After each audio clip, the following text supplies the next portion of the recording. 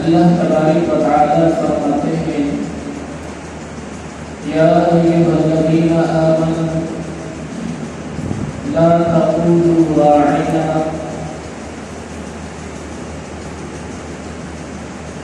اے لوگوں اے ایمان والو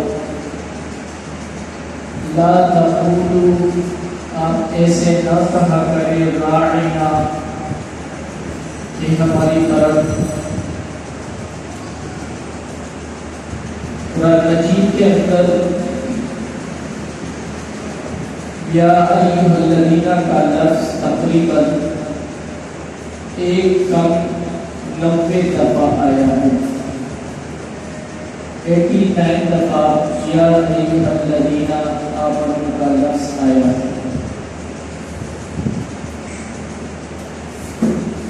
پہلی مرتبہ پارہ نمبر 1 کے اندر ہے یا ایھا الذین آمنوا لا تقولوا راعنا، یہ پہلی آیت جو ایمان والوں سے خطاب ہے۔ دوسری مرتبہ جو سب سے آخری ہے اس کا ذکر کرتا ہوں، وہ ہے یا ایھا الذین آمنوا توبوا الی اللہ توبۃ نصوحا، اے لوگو ایمان والوں توبہ کرو اور ایسی توبہ کرو کہ آپ کا تعلق اللہ کے ساتھ جڑ جائے۔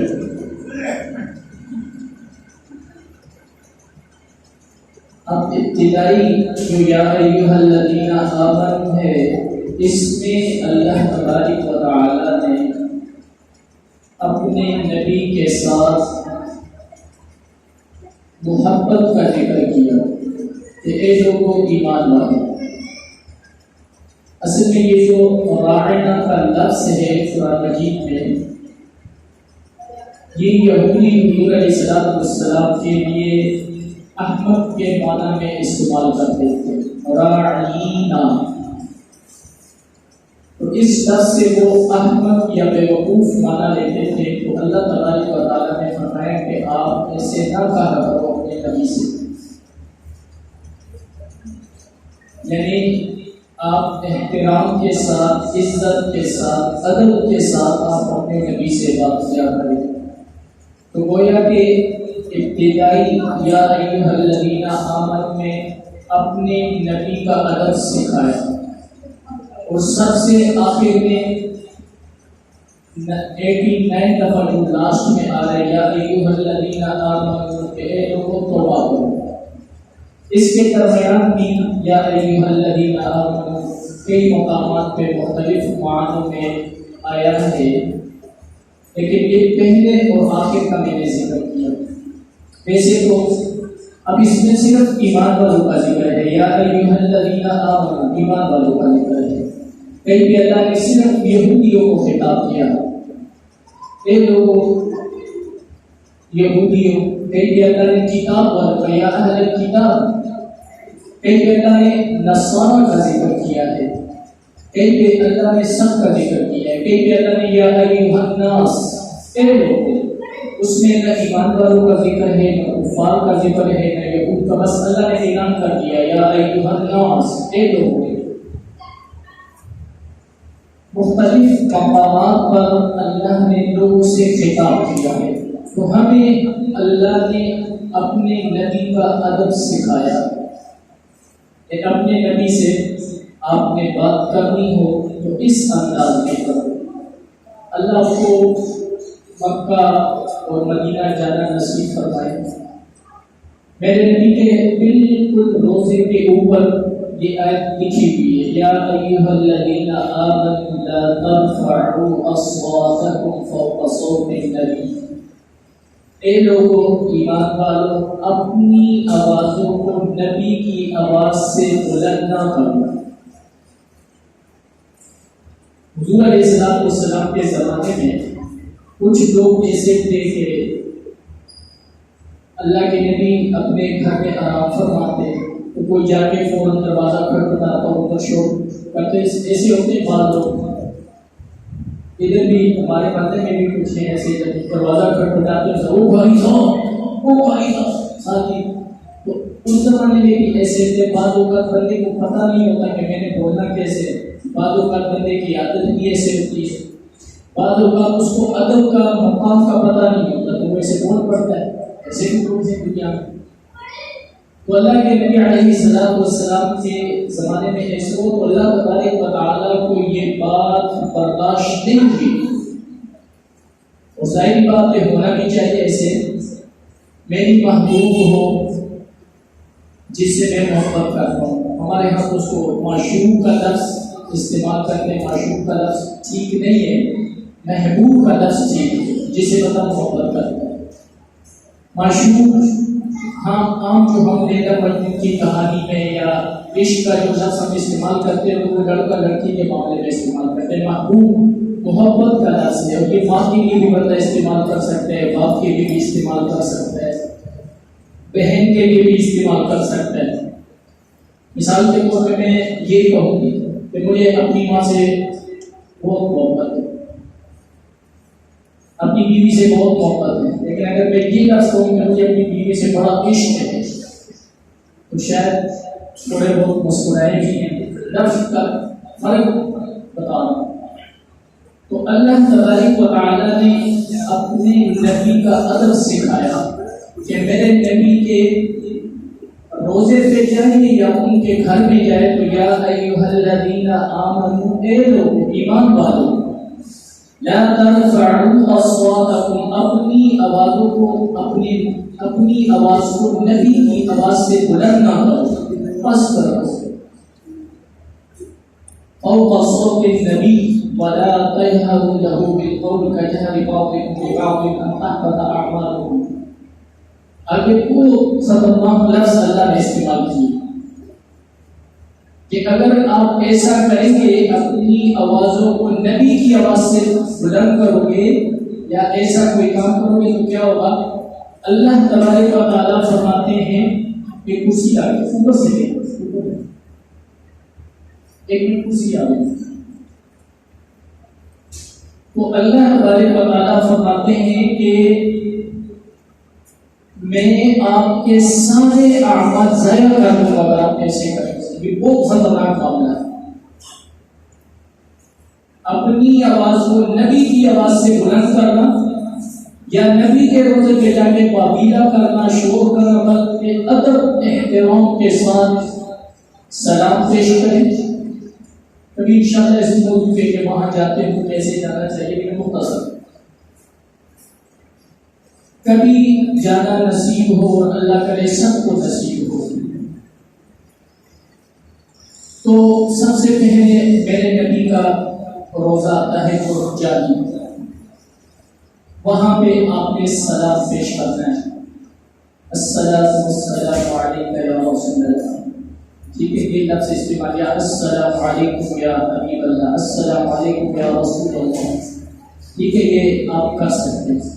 پھر ساتھ السلام علیکم یا ابا بکر یا ابی بکر یا ابو بکر, کوئی بھی لفظ استعمال کر سکتے. ساتھ یا دوسرا السلام علیکم یا عمر بن خطاب رضی اللہ تعالی عنہ. یہ تینوں پہ آپ نے سلام پیش کرنا.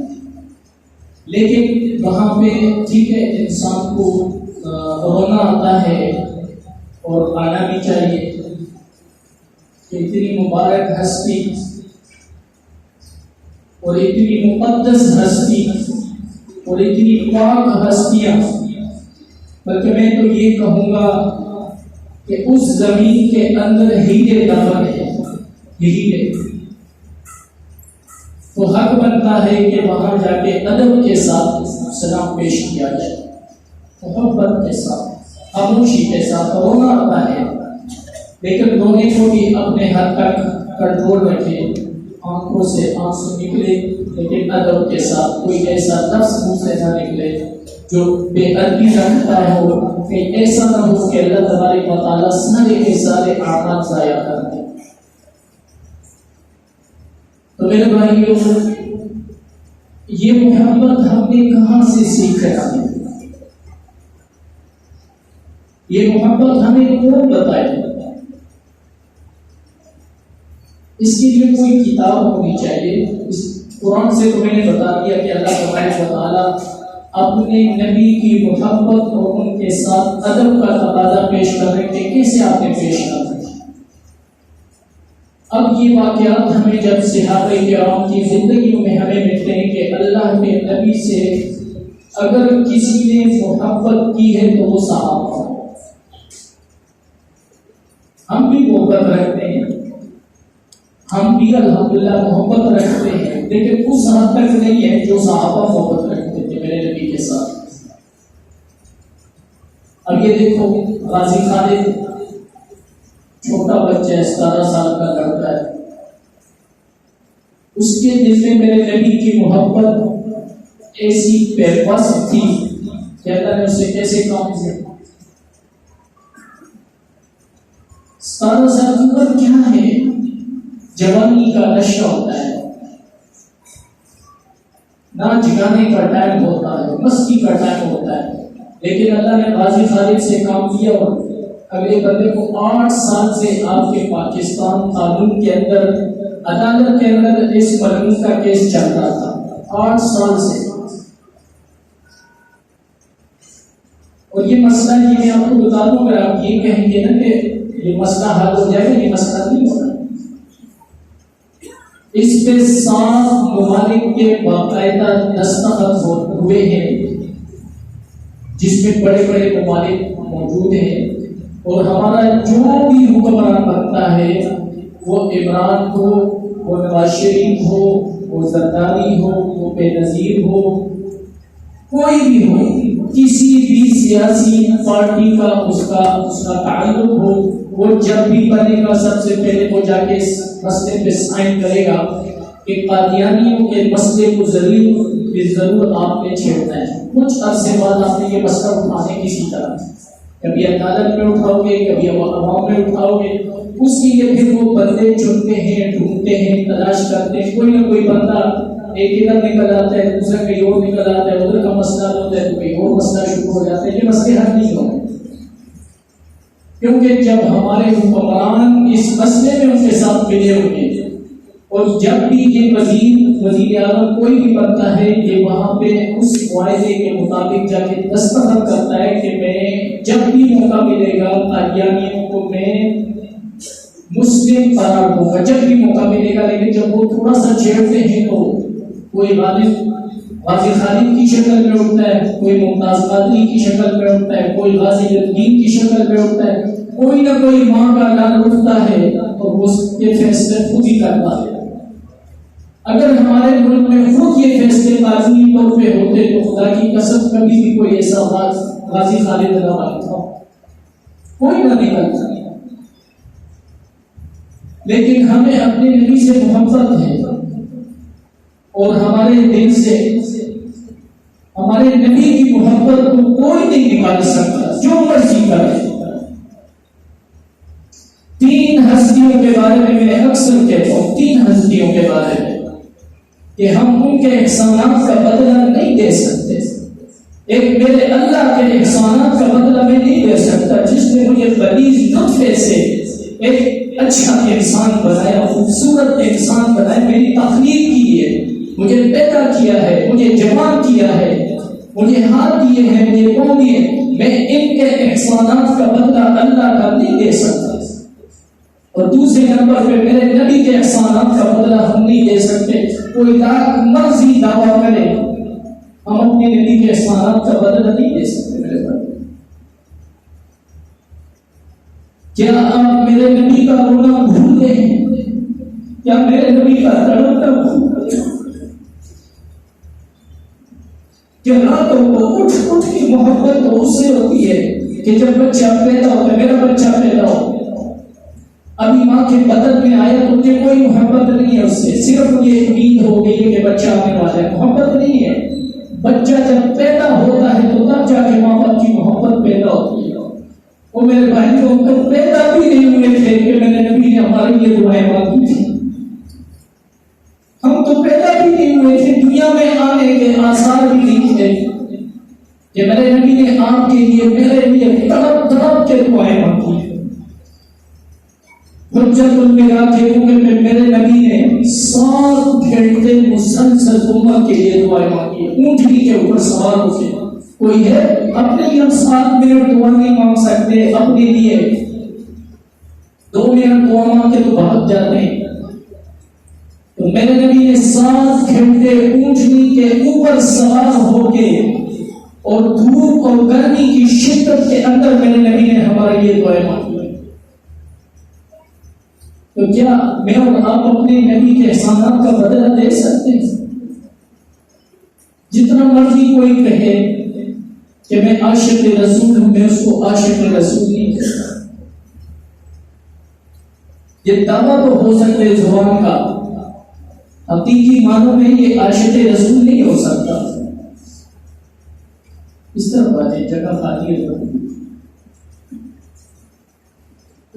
ہم اپنے نبی کی محبت کا صرف دعویٰ کر سکتے، صرف دعویٰ، حق نہیں ادا کر سکتے.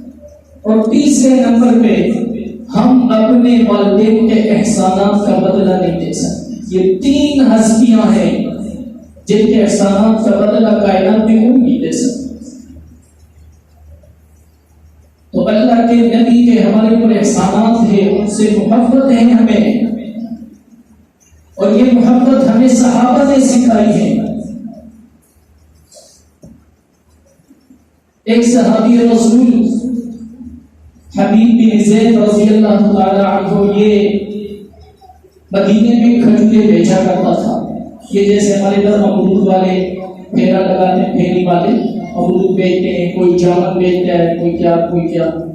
ایسے حبیب بن زید رضی اللہ تعالیٰ عنہ ایک صحابی رسول ہیں، غریب تھے، تو مدینے کے اندر پھیری لگا کے کھجورے بیچا کرتا تھا. حبیب بن زید رضی اللہ تعالیٰ عنہ صحابہ بیٹھے ہوئے ہیں میرے نبی کے یار. اللہ کے نبی نے فرمایا، دوسری طرف سے مسیلمہ کذاب کا خط آیا. مسیلمہ کذاب یہ وہ آدمی ہے جس نے جھوٹا نبی ہونے کا دعویٰ کیا، اور یہ تو میرے نبی نے فرمایا تھا کہ میرے جانے کے بعد 30 ایسے کذاب آئیں گے جو نبوت کا دعویٰ کریں گے لیکن وہ جھوٹے ہوں گے. یہ بات یاد رکھو، ذہن نشین فرما لو، کان کھول کر سن لو، دل کی تختیوں پہ لکھ دو کہ سورج یہاں سے تو نکل سکتا ہے لیکن میرے نبی کے بعد کوئی اور نبی پیدا نہیں ہو سکتا. یہ ذہن میں بٹھاؤ یہ بات. کوئی آپ کو دھوکہ دے، آپ فوراً اپنے مولوی سے جا کے بات کرو کہ یار یہ مسئلہ پیش ہے. یہ نہیں کہ اس کے ساتھ چلتے کہ وہ آپ کو ایسی جگہ پہ لے جائے کہ جہاں سے واپس آنا مشکل ہو جائے. اور کئی ایسے واقعات ہوئے ہمارے مسلمان بھائیوں کے ساتھ. سب سے زیادہ کمزور عقیدہ مسلمان کا ہے، سب سے زیادہ کمزور عقیدہ، حقیقت بتا رہا ہوں، سب سے زیادہ کمزور عقیدہ. حبیب بن زید رضی اللہ تعالیٰ عنہ صحابہ بیٹھے ہوئے میرے نبی نے کے سامنے خط آ گیا. مسیلمہ کذاب نے لکھا، فرمایا کہ جب تک آپ زندہ ہیں آپ کی نبوت ہے، جب آپ دنیا سے رخصت ہو جائیں گے تو میری نبوت شروع ہو جائے گی. اور ساتھ یہ کہا کہ آپ کی نبوت مدینے کے حدود تک ہے، میری جو نبوت ہے یہ میرے علاقے تک محدود ہے. تو میرے نبی نے جب ایسے خط پڑھا تو آپ کو غصہ آیا اور آپ جلال میں آئے، اب بہت غصے میں آئے. آپ نے فرمایا کہ یہ کذاب ہے، جھوٹا ہے. صحابہ سے کہا کہ یہ کذاب ہے، جھوٹا ہے. پھر میرے نبی نے اس خط کا جواب لکھا اور اس پہ لکھا کہ تو جھوٹا ہے، کذاب ہے. تو اللہ کے نبی نے فرمایا کہ یہ خط کون لے کے جائے گا؟ یہ خط کون لے کے جائے گا؟ تو حبیب بن زید رضی اللہ تعالیٰ کھڑے ہو گئے، جو پھیری لگاتا تھا محلے میں، کھجورے بیچتا تھا، کھڑا ہو گیا، یا رسول اللہ میں حاضر ہوں. اب جب کھڑا ہو گیا تو وہ کھجور بھی ساتھ کھا رہا تھا، تو اس کے منہ سے اس نے کہا کہ یا رسول اللہ میں حاضر ہوں. اس کے منہ سے کھجور کے ٹکڑے نیچے گرے. تو 2-4 صحابہ جو پاس بیٹھے انہوں نے کہا پہلے کھجور سے کھا لے. پہلے کھجور کھا لے بعد میں تو کھڑا ہو جائے.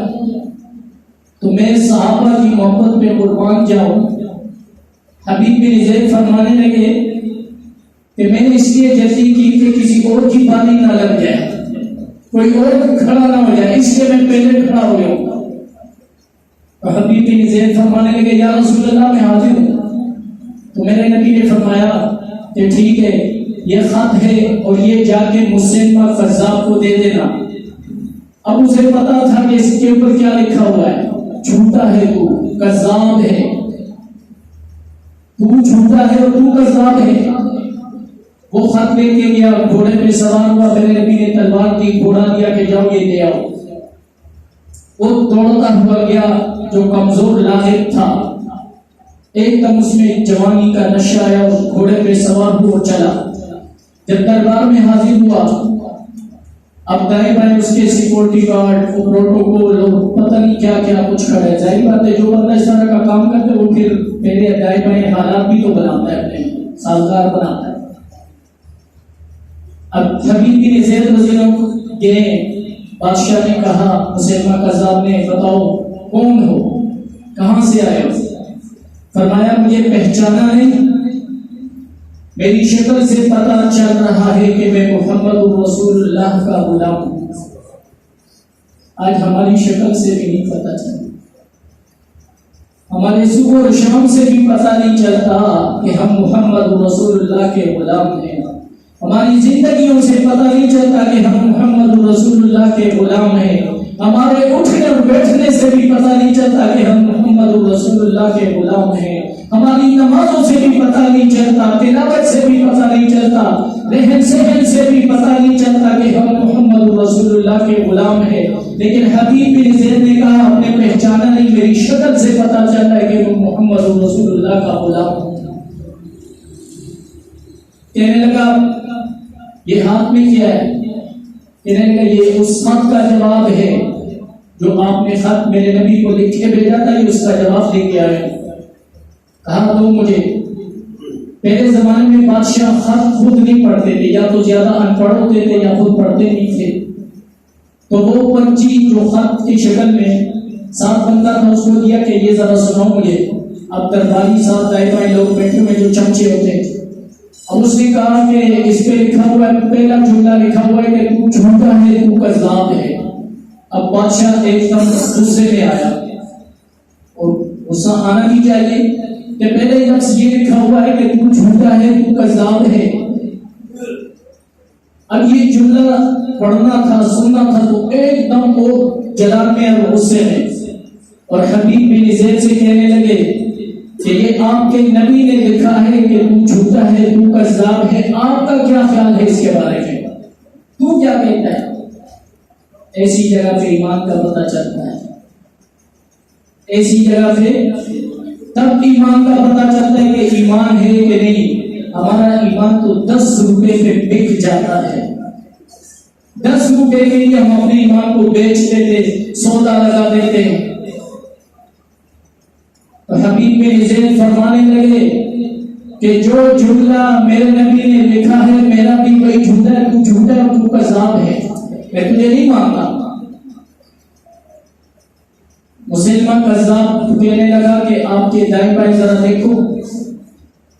اب اس کے جو سیکورٹی گارڈ پروٹوکول انہیں تلواریں نکال دی, نیزے نکال دیے. ایسی جگہ پہ ایمان کا امتحان ہوتا ہے. لیکن صحابہ کا ایمان کا امتحان تو میرے اللہ نے لے لیا تھا. اولئک الذین امتحن اللہ قلوبهم للتقوى, میرے اللہ نے ان کے تقوی کا امتحان لیا تھا کہ یہ کتنے تقوی دار ہیں. تو حبیب بن زید فرمانے لگے کہ میں پیچھے کیا دیکھوں, پیچھے کیا ہے؟ تلوار والے کھڑے ہیں, نیزوں والے کھڑے ہیں, مارنے والے کھڑے ہیں, تیروں والے کھڑے ہیں. میں نے ادھر جا کے پیچھے نہیں دیکھا کہ جب میں مدینے سے نکلنے لگا تو میرے 12 چھوٹے چھوٹے بچے تھے دودھ پینے والے. میں نے ان کو نہیں دیکھا کہ ان کا کیا بنے گا, تو تیرے تلواروں کو کیا دیکھوں کہ تم میرے ساتھ کیا کرنے والا ہے, مجھے اس کی پرواہ نہیں ہے. تو مسلمہ قذاب نے کہا اس کے ہاتھ کاٹ دو. ایک بازو کاٹ دیا. کہا اب تو مان جاؤ. کہا آپ بھی وہی لفظ ہے کہ تو جھوٹا ہے, تو قذاب ہے. پھر دوسرا بازو کاٹ دیا، کہا اب تو مان جاؤ ورنہ تجھے قتل کر دیں گے۔ تو حبیب بن زید فرمانے لگے اے بے وقوف انسان، آپ ہمیں اس سے ڈراتے ہو کہ جس کے لیے ہم صبح اٹھ کے اللہ سے دعا مانگتے کہ یا اللہ ہمیں شہادت کی موت دے دے، آپ اس سے ڈراتے ہو ہمیں۔ مجھے بتائیں کہ 300-400 کا مجمع ہے، اوپر بھی احباب بیٹھے ہوئے ہیں، نیچے بھی ہیں، کیا آپ میں کوئی ایسا ہے جس کی یہ تمنا ہو کہ مجھے شہادت کی موت مل جائے، مجھے شہادت آ جائے، میں اللہ کے نام میں قربان ہو جاؤں؟ کوئی ہے ایسا؟ کیا کبھی دعا مانگی اللہ سے؟ تو بتائیں تو صحیح، کوئی ایک ایسا ہو جو یہ کہتا ہو کہ یا اللہ مجھے شہادت کی موت دے دے؟ مرنا ویسے بھی ہے، شہادت نہ بھی مانگے تو پھر بھی مرنا ہے، بچ تو نہیں سکتے۔ لیکن یہ صحابہ تھے جن کو میرے نبی سے اتنی محبت تھی۔ ایک صحابی رسول اللہ کے نبی گزر رہے، صحابہ ساتھ ہیں، آپ نے فرمایا یہ ڈبل منزل مقام کس کا ہے؟ تو صحابی رسول فرمانے لگے یہ فلاں کا ہے۔ آپ نے ایسے دیکھے، تھوڑے سی ناراضگی محسوس کی، چلے گئے۔ بعد میں صحابی رسول نے دوسرے سے کہا کہ یار اللہ کے نبی ہمارے ساتھ سے گزر رہے تھے، ہمارے پاس سے گزر رہے، تو آپ کے مقام کو دیکھے انہوں نے ناراضگی محسوس کی، انہوں نے وہ مقام گرا دیا۔ کچھ دن بعد اللہ کے نبی وہاں سے گزرنے لگے، فرمایا یہ مقام تو چند دن پہلے ٹھیک تھا، یہ کس نے گرایا؟ فرمایا گیا کہ جس کا مقام تو اس نے خود ہی گرایا۔ بلایا گیا کہ آپ نے مقام کیوں گرایا؟ فرمانے لگے چند دن پہلے آپ کا گزر ہوا، آپ نے اس پہ ناراضگی محسوس کی تھی، تو میں نے اس لیے یہ مقام گرا دیا ہے کہ میرے محبوب کی نظر ناراضگی کی پڑی، مجھے اس مقام کی ضرورت نہیں۔ کیا ہم ایسے کرتے؟